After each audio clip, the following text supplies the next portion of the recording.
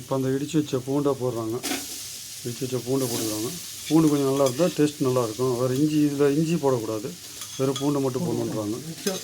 மிஷினில் போடணும்னா இடித்து தான் போடணுமா, இடித்து போட்டால் தான் அந்த வேகிறதுக்கு சரியாக இருக்கும், சாப்பாட்டில் இறங்கிறதுக்கு மசாலா இறங்கிறதுக்கு சரியாக இருக்கும் அப்படின்றாங்க.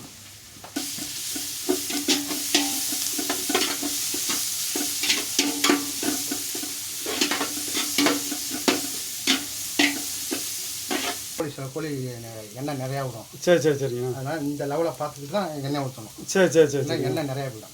இப்போ இந்த கோழி தண்ணியில் இருக்கிறது, கோழி வேக வச்ச தண்ணியில் எண்ணெய் அதிகமாக இருந்துச்சுன்னா நம்ம எண்ணெய் கம்மியாக ஊற்றி சமைக்கணும். ஏன்னா இதில் அதிகமாக ஊற்றினா சாப்பாடு வளர்ந்து ரொம்ப தவட்டி போய்ட்டு சாப்பிட முடியாது அப்படின்னு சொல்கிறாங்க. இப்போ வடித்து வச்ச தண்ணி அரிசியை போடுறாங்க. அரிசியை போட்டாங்க.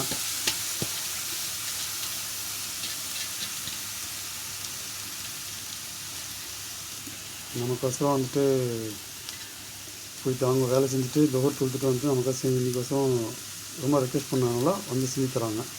எல்லாம் அவங்களுக்கு இந்த ஆயிலை கொடுத்து சிலவங்க வைக்கிறாங்க.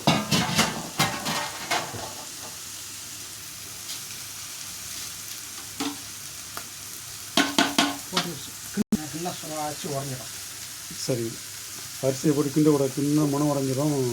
இப்போ தண்ணி ஊற்ற போகிறாங்க. தண்ணி வைக்கிறது மட்டும் லெவலாக வச்சுட்டோம்னா சாப்பாடு நல்லா பூ மாதிரி இருக்கும் அப்படின்றாங்க. தண்ணி பாருங்கள், அவ்வளோ தான் கரெக்டாக வச்சுருக்காங்க.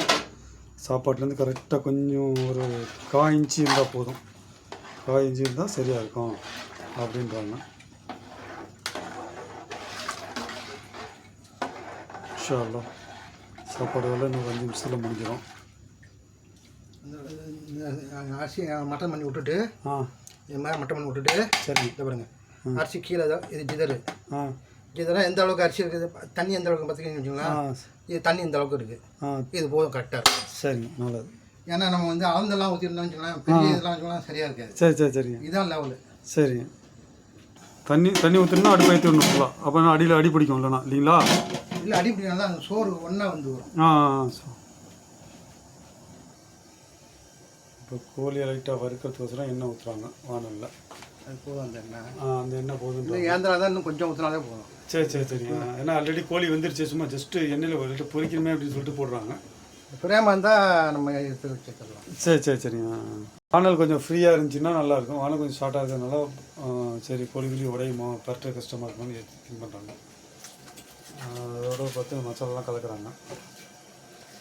இது வந்து நம்ம இந்த மைதா மாவு இல்லை கான்ஃப்ளவர் மாவு இதாக போட்டுக்கலாம். மேலே உடையாமல் இருக்கிறதுக்கு கலருக்கு நல்லாயிருக்கும். இல்லை, பிடிக்காமல் வரும். அவ்வளோதான், பிடிக்காமல் இருக்குங்களா? எண்ணெயில் வச்சோன்னா பிடிக்காதுங்களா? அதுக்கோசரம் போடுறாங்க.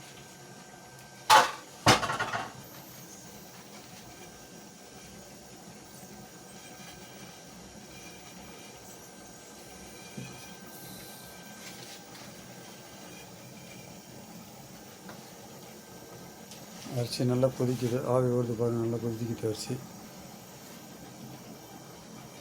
இல்லை இப்படி கோழியை சுற்றி போட்டுக்கணும், அப்போ தான் பிடிக்காமல் இருக்கும். லைட்டாக தட்டி எடுக்கையில் சட்டியில் பிடிக்காமல் இருக்கிறதுக்கோசரம் ஒரு கான்ஃப்ளவர் மாவு இல்லை மைதா மாவு போடுறாங்க.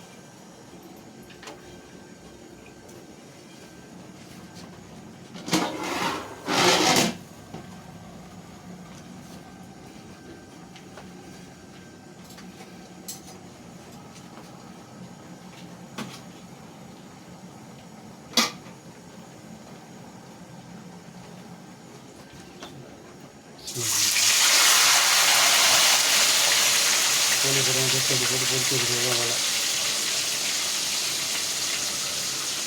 இது தக்கோசி ரெடி பண்ணி வச்சுருக்கோம். இது மிக்சியில் போட்டு அரைச்சிக்கணும். நல்லா வேக வச்சுட்டு தோலை நீங்கள் தக்காளி தோலை உரிச்சு எடுத்துலாம் இருக்கலாம், இல்லை அப்படியே இருக்கலாம். மிளகா போட்டு வேக வச்சுருந்தீங்கன்னா மிளகா எடுத்துடணும். மிளகா எல்லாம் ரொம்ப உரப்பு இருக்குன்னு சொல்லிட்டு சாப்பிடாது.